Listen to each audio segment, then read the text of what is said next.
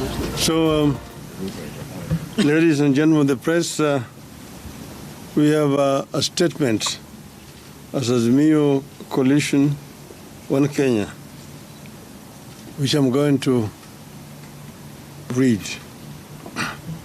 Today, Honorable William Samoei Ruto, my opponent in last year's presidential contest, has issued what I regard as an important statement. No, it's a little bit. Sorry. Down a bit, yeah. Yeah, it's okay. There you Yeah. are. Yes, it's okay. Yeah, go slowly. Well, I'll begin again. Today, Honorable William Samoei Ruto, who was my opponent in the last year's elections, has issued what I regard as an important statement since the election. We have, one second. I think somebody should be doing it. It's okay. Finish. Just keep your hand up. We have met No, it will end up very fast. Yes. We have met and listened to a diverse group of Kenyans, including religious leaders from all faiths, about the crisis facing our country today. They have implored us to give dialogue, especially during these holy periods of Easter and Ramadan. It is in this context that we make this counter-offer to Hon. Ruto's call for dialogue. Mr. Ruto has asked me and Azimio to enter into a constitutional, open-ended, and binding dialogue with his government to find a resolution to the issues that we in Azimio have raised about the last year's election and the key governance and cost of living issues facing our country.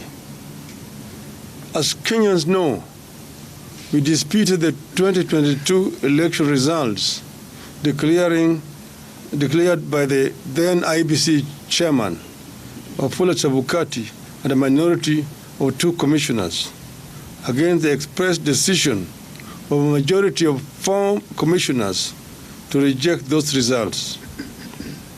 To our consternation, the Supreme Court unfortunately agreed with the IEBC. We refuse to accept the ruling of the Supreme Court as biased and lacking in proper jurisprudence.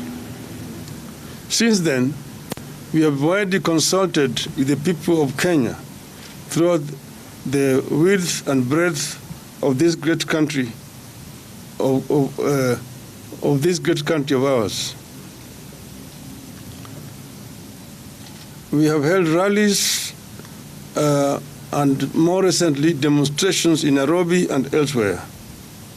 We believe that the people of this country understand the danger we face as a country. In our view, elections are sacred because they must represent the true voice of the people. We have raised the key issues that we face as a country, including the electoral injustice, the cost of living, the legitimacy of the IBC, the opening of the server for a forensic audit, the savage attacks on media and innocent civilians by the police, and the viability of our democracy, including buying off of members of parliament. We have said that members of parliament, once elected in political parties, must carry that mandate for the rest of the life of that parliament. I believe that Kenya is today facing its worst crisis in decades, out of which we could recover or go the way of other failed states. As leaders, it is our responsibility in Azimio,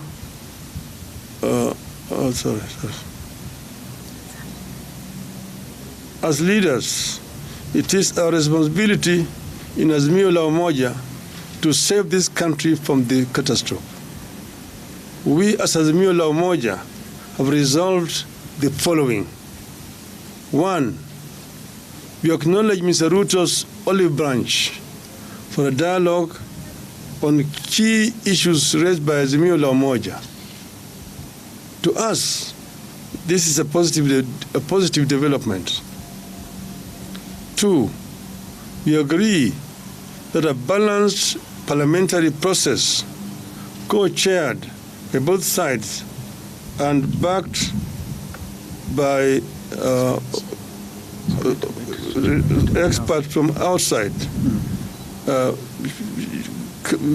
should proceed. In our view, this committee must be composed with immediate effect, with strict deadlines for resolving the crisis facing the country. 4. In accepting the call for the dialogue, we ask that all arrests and prosecutions related to our demonstrations be stopped with immediate effect. In view of the foregoing, we stand down our demonstrations for Monday, that is tomorrow, April 3rd, 2023. 6.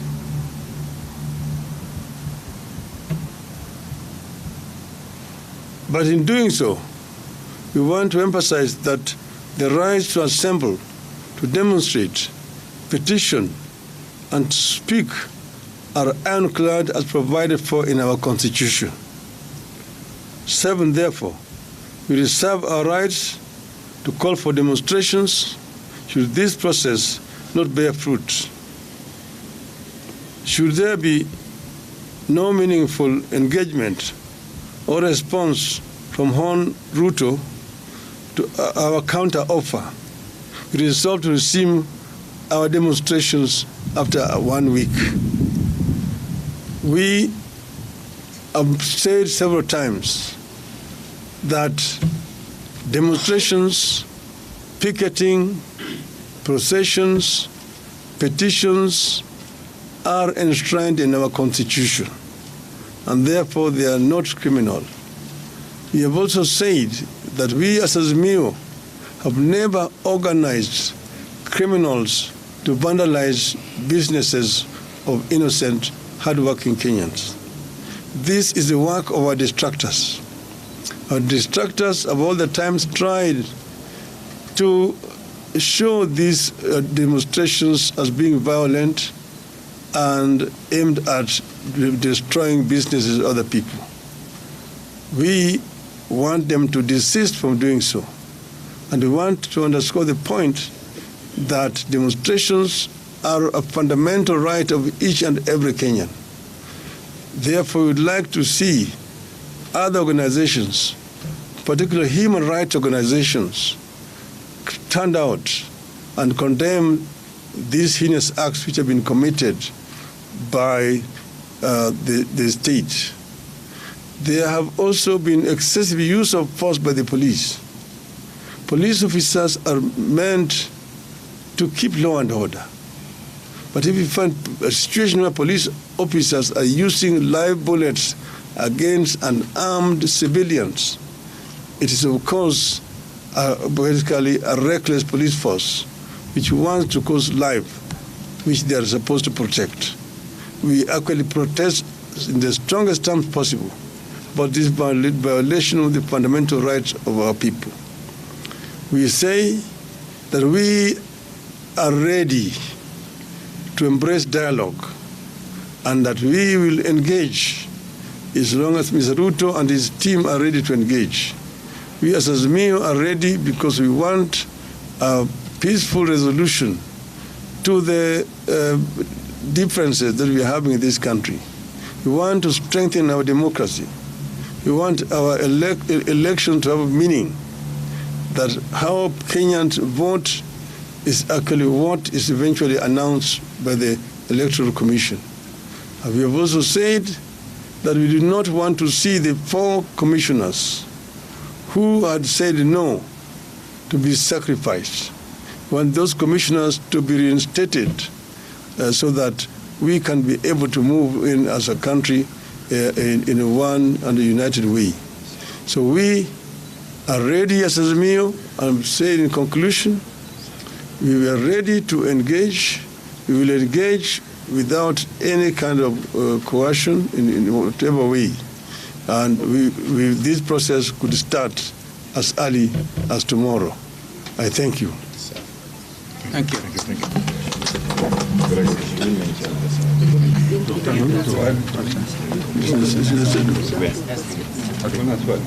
There's a question? No questions. They don't have. Fantastic. Do you have any questions? Yes. No, they don't have. My name is Brian Mushiri from NTV. What is your position on the cost of living? Because there are some who engaged in the weekly protest because of the high cost of living that the country is currently experiencing. That is contained in the statement. You have stated clearly as one of our irreducible minimum demands. And you are saying that when we engage in a bipartisan manner, we will raise this issue of the cost of living so that we can be able to alleviate the suffering of our people. You have said that at times like this, we should go back to subsidies which are being applied by the former regime so that the cost of living can come down to the majority of our people. So that is not compromisable. It is one of our irreducible minimums. Thank you. Good. Thank you. Thank you very much. Well done. This is good.